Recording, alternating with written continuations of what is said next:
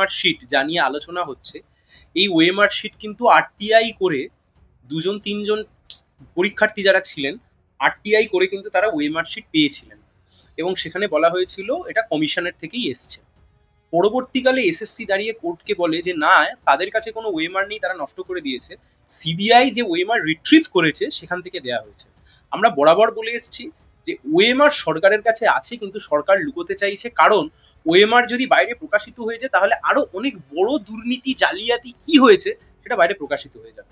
মুশকিল হচ্ছে এটাই, এই সবটার মাঝখানে বড়ে হয়ে গেছে বঞ্চিত চাকরি প্রার্থীরা যারা রাস্তায় বসে আছে এবং যোগ্য শিক্ষক শিক্ষিকারা যারা স্কুলের মধ্যে ছিল।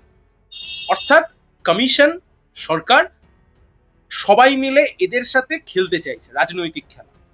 এটা বন্ধ করতে হবে, যোগ্যদেরকে সেগ্রিগেট করো এবং তার সাথে বঞ্চিতরা যারা রাস্তায় আছে তাদের থেকে তুমি চাকরিতে নাও, দ্যাটস অল।